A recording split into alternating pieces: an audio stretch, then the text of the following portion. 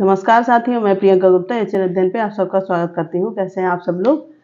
तो जैसे कि बच्चों की काफ़ी डिमांड आ रही थी, जो डीआई के फॉर्मूला हैं कि उनको अलग से बता दिया जाए, क्योंकि फॉर्मूला एक जगह रहेंगे तो उनको प्रैक्टिस करने में भी आसानी रहेगी। ठीक है, इसी और कोई भी अगर आपके सामने सवाल आता है तो आप तुरंत एकदम से माइंड में क्लिक करेगा कौन सा फॉर्मूला यहाँ पे यूज कर सकते हैं।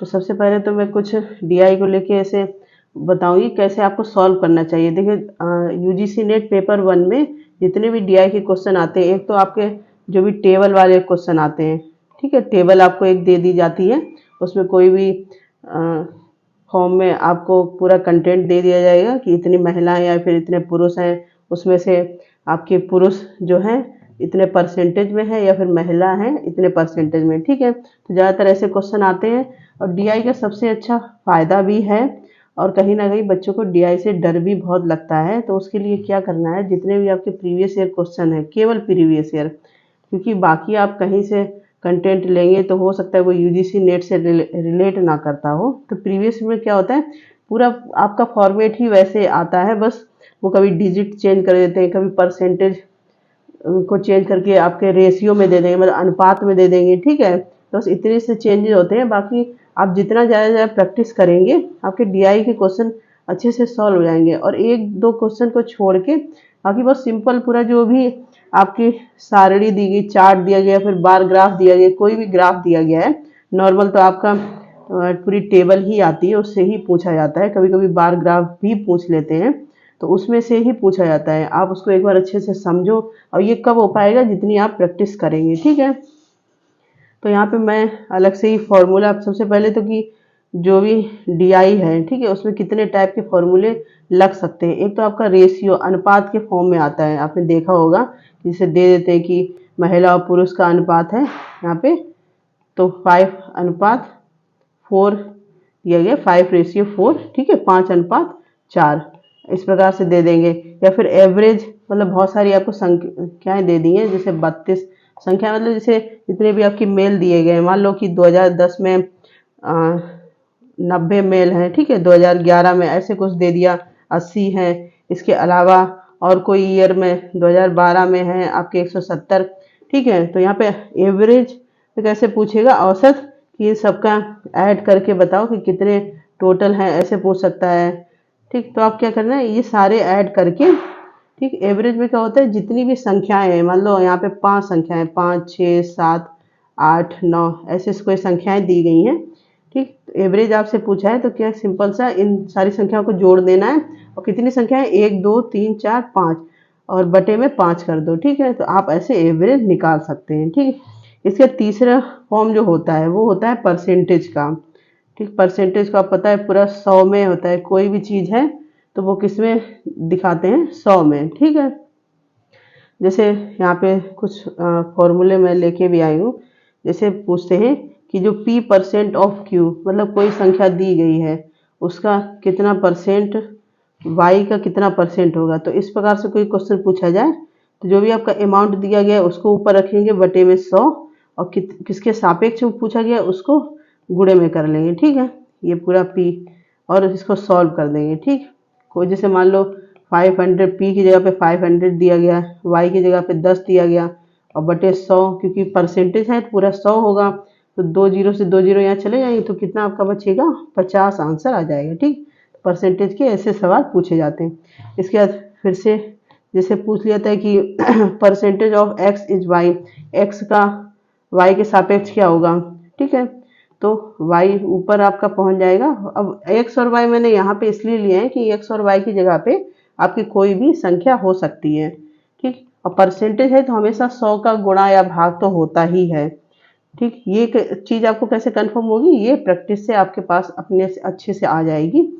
आप डेली एक डीआई का क्वेश्चन करें, जिसमें से एक डीआई का क्वेश्चन है तो उसमें 5 उसके क्वेश्चन होते हैं, तो आप प्रैक्टिस करेंगे तो आसानी से आप देख पाएंगे। थोड़े टाइम बाद आपको सारे चीज़ें कॉन्सेप्ट क्लियर हो जाते हैं। ठीक, तो एक फॉर्मूला तो ये आपका होता है।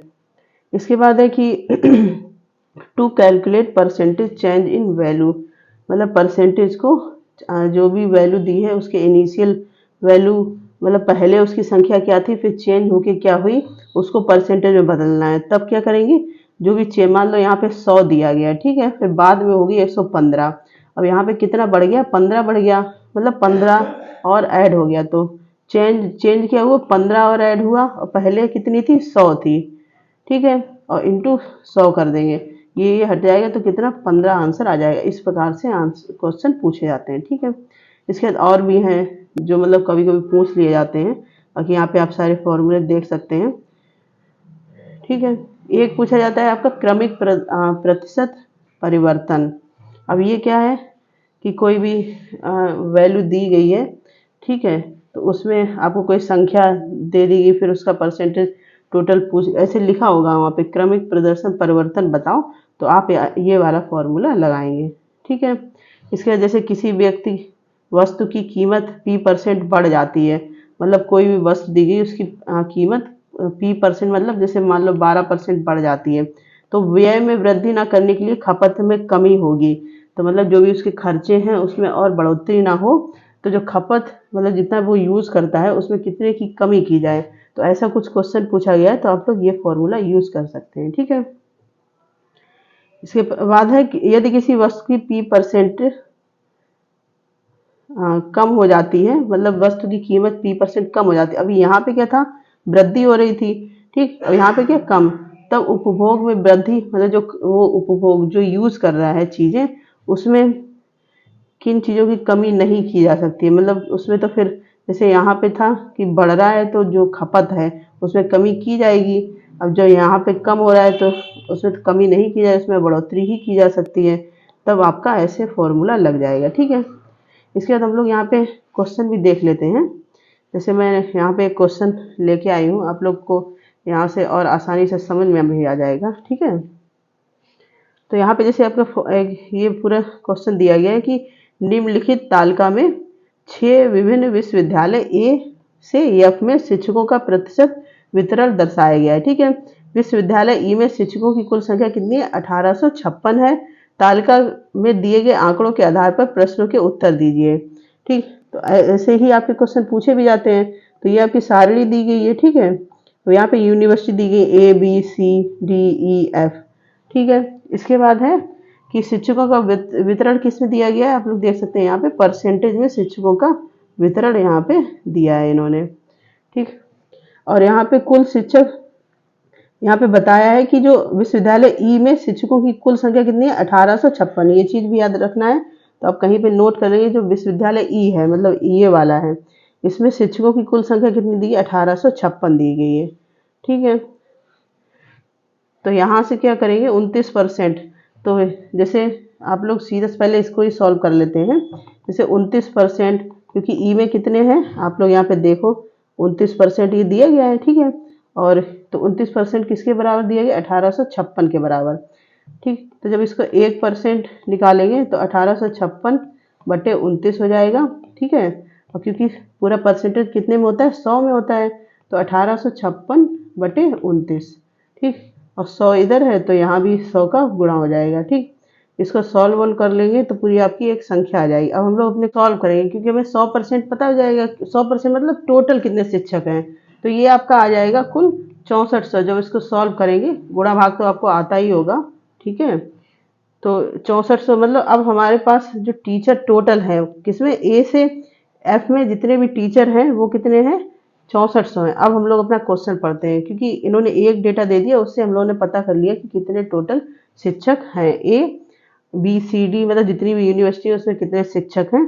तो क्वेश्चन है यहाँ पे, विश्वविद्यालय बी में शिक्षकों की संख्या विश्वविद्यालय डी और विश्वविद्यालय ई दोनों में मिलाकर शिक्षकों की कुल संख्या का लगभग कितना परसेंट है। तो सबसे पहले तो बी में हम लोग देखेंगे कितने शिक्षक हैं, तो यहाँ पे बी का कितना परसेंट दिया गया है, 17% दिया गया। टोटल हमारे कितने निकले हैं यहाँ पे, 100% बराबर कितना निकला है, 6400, जो प्रश्न में दिया गया तो उसके हिसाब से हमने इसको सॉल्व करके 6400 निकाला है, ठीक है। तो टोटल इतना दिया गया। अब बी में जब हम लोग देखेंगे तो बी का यहाँ पे आप लोग देख सकते हैं कितना दिया, 17%, ठीक है।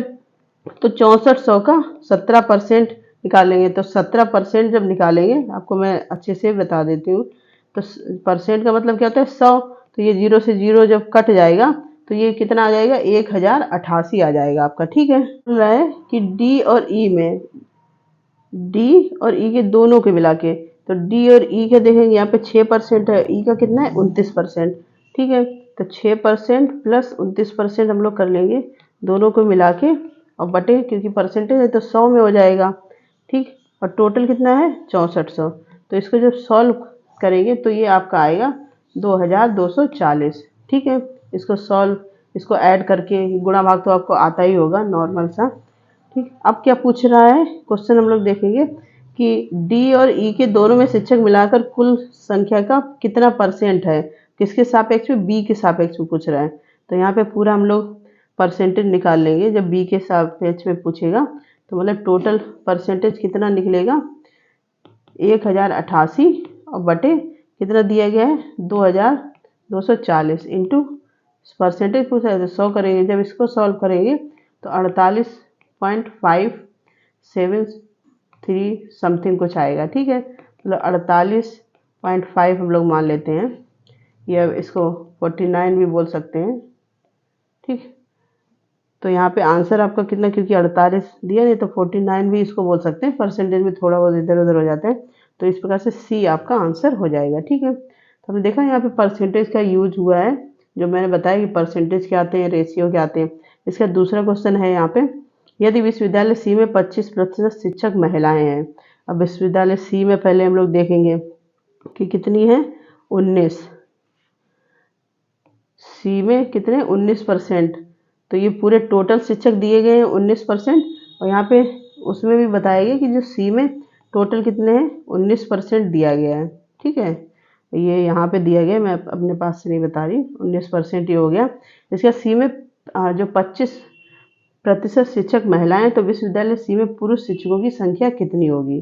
ठीक, अब टोटल कितना 19% है। ठीक, तो यहाँ पे काफ़ी सिंपल सा ही है। तो कुल शिक्षक हम लोगों ने निकाले थे, कितने निकले थे 6400।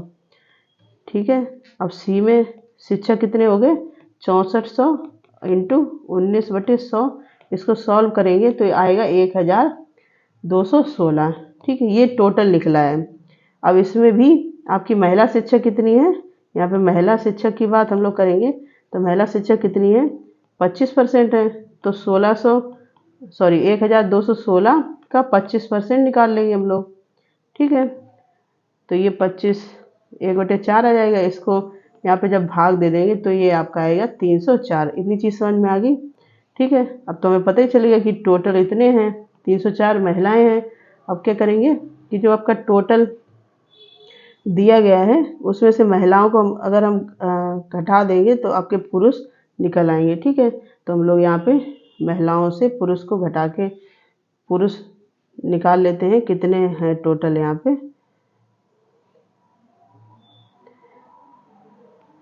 तो आपके टोटल कितने 1216, जिसमें महिलाएं कितनी निकली थी 304। ठीक है, तो जब इसको सॉल्व करेंगे तो ये आपका आ जाएगा 912। ठीक, तो वही पूछा गया है, यदि विश्वविद्यालय सी में 25% महिलाएं हैं तो विश्वविद्यालय सी में पुरुष शिक्षकों की संख्या कितनी है। तो टोटल ये इतना निकला, महिलाएं इतनी, इसमें से इसको घटा दिया तो 912 आंसर आ जाएगा। ठीक है, तो ये भी आपका प्रतिशत से ही रिलेट करता हुआ था। ठीक, इसके बाद यदि विश्वविद्यालय ए बी सी तीनों और विश्वविद्यालय डी ई एफ तीनों में शिक्षकों की कुल संख्या एल एम तथा, तो क्या पूछा है m-l का मान विश्वविद्यालय में से शिक्षकों की संख्या के ठीक बराबर है। तो ये सारे सॉल्व करने के बाद बताना है कि किस किस में ठीक बराबर शिक्षक और महिलाएं हैं। ठीक है, तो सबसे पहले तो हम लोग अपना स्पेस देख लेते हैं, क्योंकि इतना स्पेस है नहीं यहाँ पे। तो इसको सॉल्व करेंगे तो सबसे पहले क्या बोल रहा है कि ए बी सी तीनों में, तो सबसे पहले तो हम लोग ए बी सी तीनों में शिक्षक निकालेंगे जब, तो टोटल कितने थे 6400 थे। ठीक है, टोटल हम लोगों ने ए से एफ तक निकाले थे, जो वो कितने थे 6400, और ए बी सी का हम लोग निकालेंगे तो 6400 इंटू, अब यहाँ पे ए बी सी का देख लेते हैं 11, 17 और 19। ठीक है, तो उसी प्रकार से यहाँ पे 11 प्लस 19 प्लस 17 और बटे में कितना हो जाएगा 100, क्योंकि परसेंटेज में ये चीज़ दी गई है ना, इसलिए 100 हो जाएगा। ठीक है। जब इसको हम लोग सॉल्व करेंगे तो ये कितना आ जाएगा, 3008 आपका आ जाएगा। इसके इसी प्रकार से हम लोग डी ई एफ में निकालेंगे। तो यहाँ पे डी ई एफ में जब निकालेंगे तो वो भी 6400 इंटू, अब डी ई एफ में परसेंटेज कितना है, एक तो 6% है, 29% है और 18% है। तो उसको भी यहाँ पे ऐसे ही ऐड कर देंगे, 6 + 29 + 18 और बटे परसेंटेज है तो कितना हो जाएगा, 100। ठीक है। तो इसको जब हम लोग सॉल्व करेंगे तो ये कितना आएगा, 3392 आ जाएगा। ठीक। इसके बाद पूछा है कि m-l करेंगे तो किसके बराबर आएगा। तो m-l हम लोग कर लेते हैं। m-l जब करेंगे तो इसको इसमें से घटा देंगे, मतलब जो जो हम लोगों की ए बी सी डी और ई एफ का अलग से निकला हुआ है तो कितना आ जाएगा, 384। ठीक है। अब जैसे हम लोगों ने ऊपर भी अभी सॉल्व किया था, अगर आपको याद हो यहाँ पे, तो अभी नहीं है, तो 384 किसका मान निकला था, फिर से देख लेते हैं। तो जितने भी सारणी दी गई हैं इसमें से जब हम लोग सॉल्व करेंगे 11%, 17%, ये सब सॉल्व करेंगे तो यहाँ पे जो आपका डी वाला है, डी में क्या है, 6%। ठीक है। 6% निकालेंगे डी का, 6400 इंटू 6% निकालेंगे तो जब इसको सॉल्व करेंगे तो 384 आएगा। ठीक है। ये मैंने अभी एक बार करके भी दिखाया था आपको। तो यहाँ पे क्या, m-l जब निकाला, ठीक, तो 384 आया और किसके बराबर आ रहा है, 384, मतलब जो डी यूनिवर्सिटी है उसमें जितने शिक्षक हैं उसके बराबर आ रहा है। ठीक। तो यहाँ पे आंसर भी आपका कौन सा हो जाएगा, डी आंसर हो जाएगा। ठीक है। तो यहाँ पे देखो परसेंटेज भी निकल रहा है और क्या निकल रहा है, आप लोग देख सकते हैं यहाँ पे औसत भी निकल रहा है, क्योंकि इनको ऐड करेंगे हम लोग। ठीक है। ऐड करके यहाँ पे डी आंसर आपका आ जाएगा। नेक्स्ट क्वेश्चन हम लोग देखेंगे।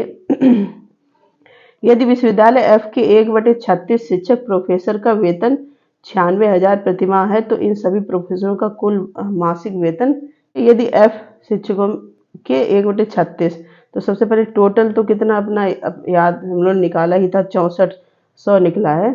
ठीक है। तो एफ में कितने परसेंट है, तो हम लोग सारणी में देख लेते हैं। एफ में है 18%। ठीक है।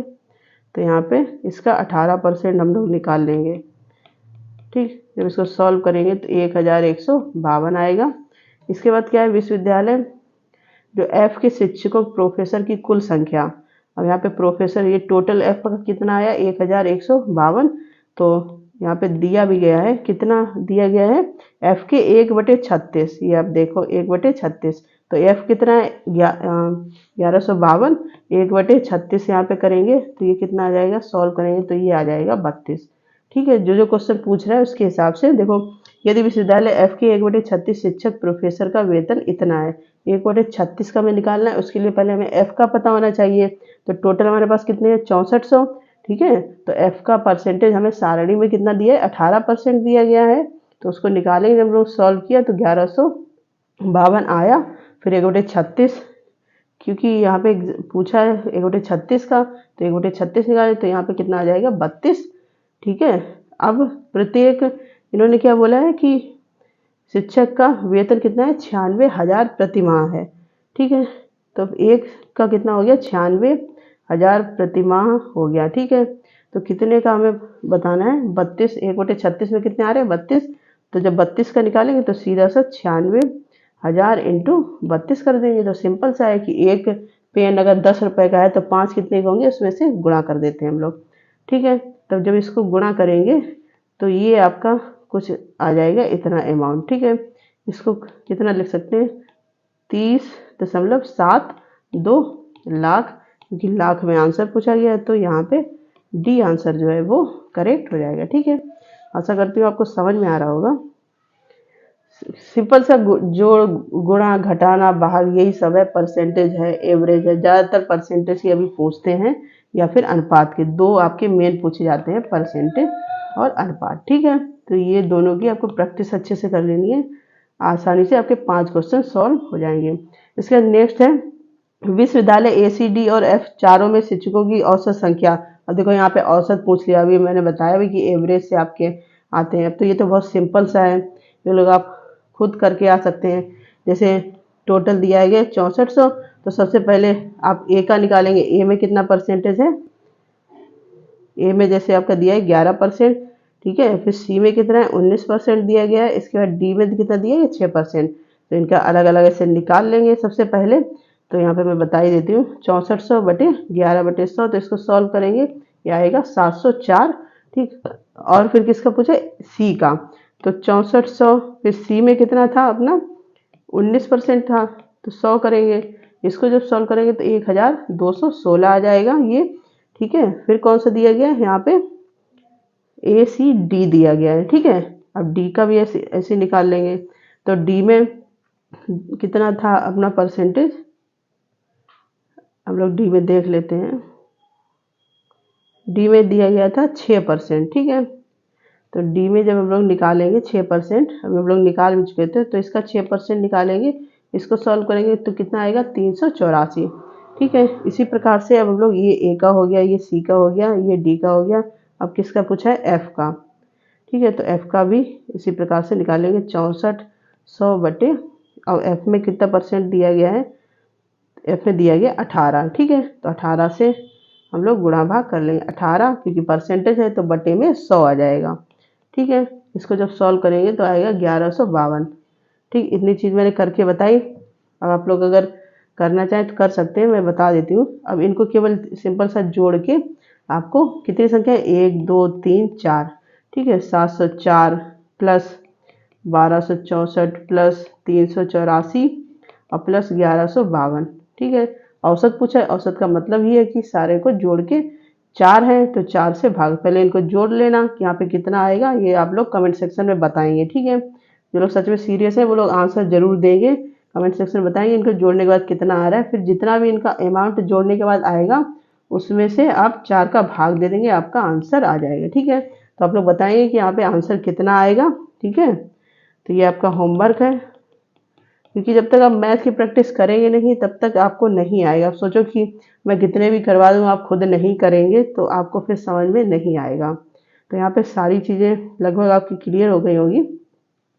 तो कुछ इसी प्रकार से आपके आते हैं, फॉर्मूला भी मैंने अलग से दे दिए हैं। तो आपको फॉर्मूला की जैसे बहुत डिमांड हो रही थी, बच्चे बोल रहे थे कि फॉर्मूला अलग से बता दिया जाए, तो यहाँ पे और मैंने एक एग्जाम्पल भी इसीलिए बता दिया कि आपको समझने में आसानी हो जाए, ठीक है। तो आशा करती हूँ आपको क्लास अच्छी लगी होगी। इसी प्रकार की क्लासेस अपडेट के लिए बने रहिए। एचएन अध्ययन से धन्यवाद।